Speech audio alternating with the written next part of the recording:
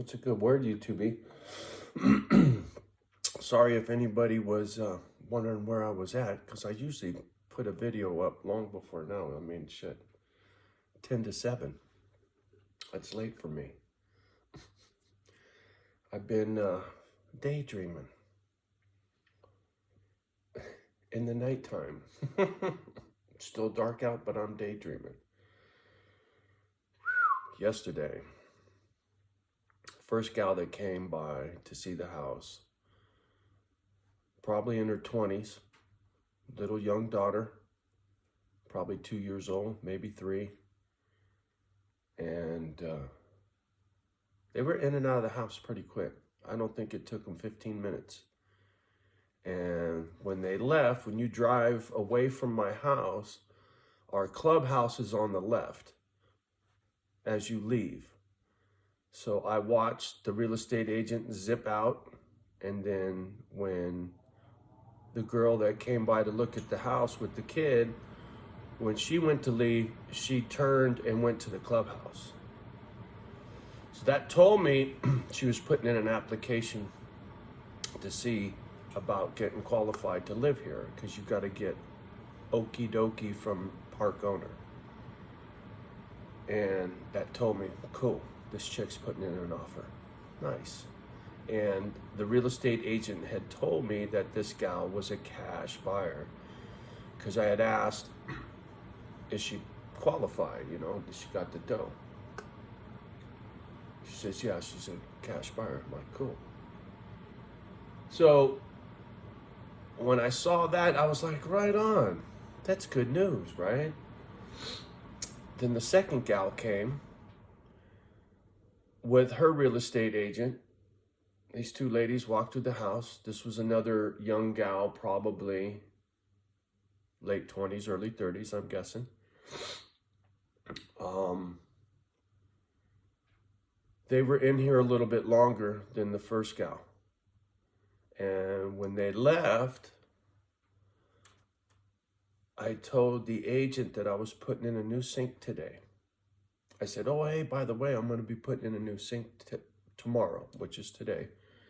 So that old beat up looking sink will be gone tomorrow, just a heads up. And she's like, okay, cool. She goes, what's it going to take to buy your house? And I was like, are you serious? And she goes, yeah. She goes, what would it take to buy your home and a 15-day close? And I was like, well, for starters, you and the gal that just left here, who I watched go to the clubhouse and pick up an application, which tells me she's putting in an offer for sure. So if you want this house, what's it going to take for me to sell it to you without listening to nobody else's offers and leave in 15 days? What would it take? I looked her straight in the face. I said, it'll take $155,500. 1,555. She said, well, that's not going to happen. I mean, that was, $55,000 over asking price on a house that was up for $99,000, right? And she goes, well, that's not going to happen. I said, look, you want me to take the first offer with no inventory right now, and I'm the only guy in town in an all-age park, et cetera, et cetera, et cetera. And I go, besides, that's a $50,000 backyard all day long. Go price that lumber right now. I go, so I know what I got, and I know what I'm looking at, and to me, 155.5 is not unreasonable. I go, and if you don't like that price, then call my agent with something in between there, right? Make your best play. I go, I don't know what this other girl's going to do.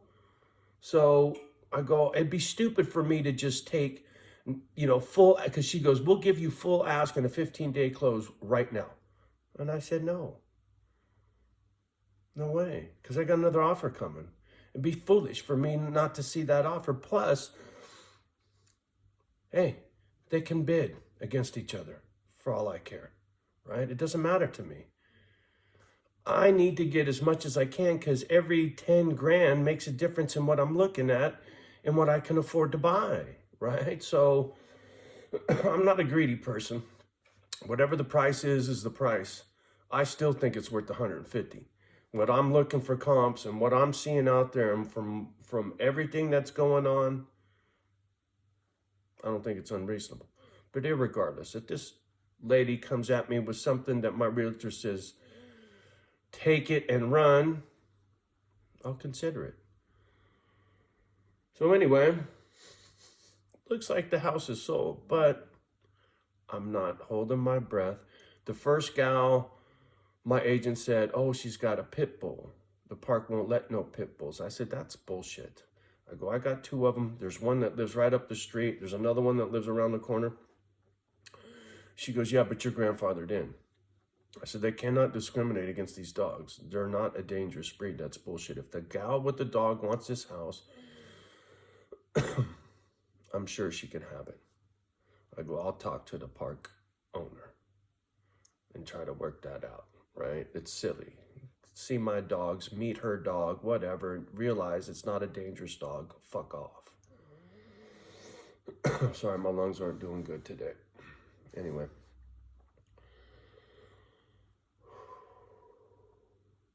Yeah. Daydreaming, tripping, because I don't even have a state locked down, let alone a county or a house to move to in 2 weeks. What the fuck, man? Are you kidding me? This lady wants me out of here by the 1st of the year. She's got to pay me large. She's got to pay me to move all my stuff right now. That means I got to hire some moving company to come move all my crap. And then I got to figure out a state and then probably put it all in storage and then find a place, rent something, find a place, and then move it again. That's a lot of extra work I don't want to do.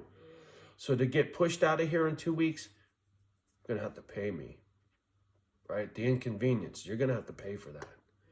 Otherwise, I'm going to take the offer, right? I'm old, I'm tired, I'm not in the best health, so I'm not killing myself to make this move. Stupid. Anyway, it's good news. I'm a little shell-shocked because here we go. No more talking. It's on like Donkey Kong. No fucking around. I just need to know where to go. Man, it's killing me. Eric, thank you. He suggested West Virginia because the snow and the good and the bad weather there. I don't know, man. I don't.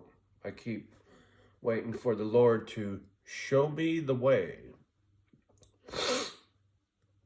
But as of right now, honestly, I don't know. But I'm not tripping. I'm not scared. I know wherever I end up will be home, and I'll make it home. As long as I don't land amidst a bunch of knuckleheads, right? I don't want to live in a shit town with a bunch of shit people. That's important to me. Every time I got to go into town and got to deal with whatevers, I don't want to deal with no whatevers.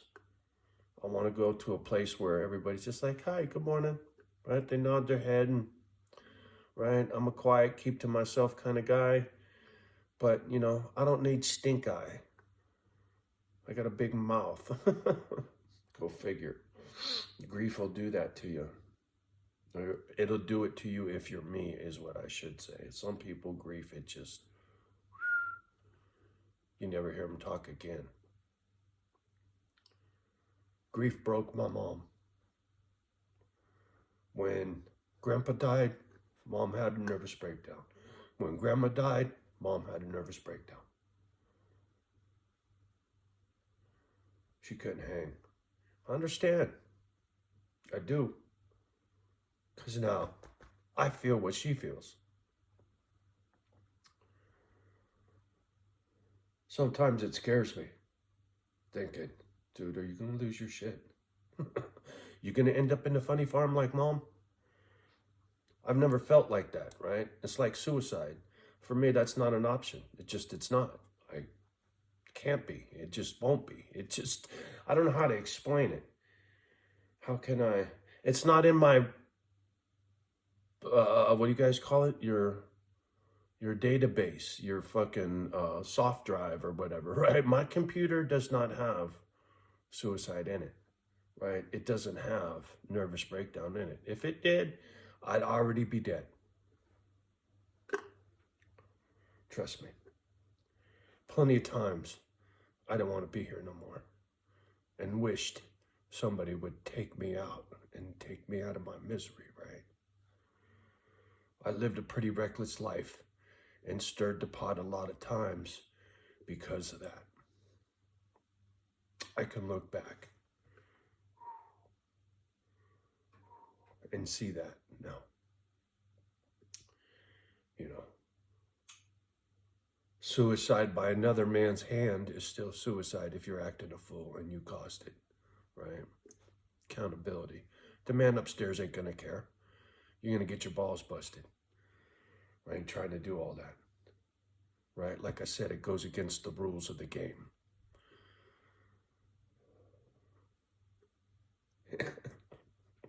Yeah, I know. I'm one of a kind. What can I say? All right, on that cheery note, I'm going to get off the gadget, sit here and daydream about trying to figure out where the fuck to move to and see what these offers are. Oh, and if there's anybody else, right? I mean, shit, it's just been a week. These were the first two people to come by, so and they're both putting in offers. That tells you I'm in a good spot. That also tells me I get more than ask, for sure. And so, I got a lot to look forward to. There's a part of me that's sad, though. Leaving Cali, this is home. You know, the state itself, I love this state. I do, it's beautiful. The ocean, the Sierras, the desert. Cali's got everything, man. And the governments are fucking it up. Did you know they're fracking California? If you go on Google Earth, you can see the fracking fields. If you go on an earthquake map of California, you pinpoint all these little earthquakes and then you overlay that on Google Earth, those little tremors are in fracking fields. Sad. They're pumping chemicals into the fucking ground to crack the rock to get the oil to come out. What do you think that does to groundwater? Sad. Gavin Newsom, PG&E, should be hanging from a tree. Like I said, I love this state. I do. It saddens me to leave. But the people here are horrible. Not all of them, just most of them. The politicians especially ruined this fucking state. Just look at the big cities and the violence.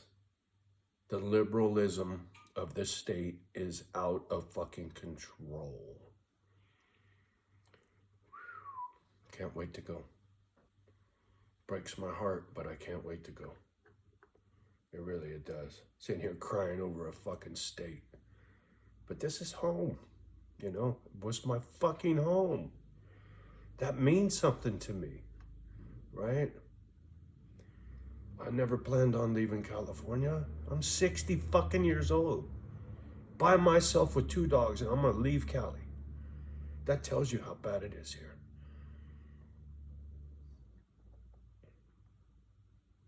I don't care where you go, you're gonna get it in this state. It's shit. Anyway, sorry to be so gloomy.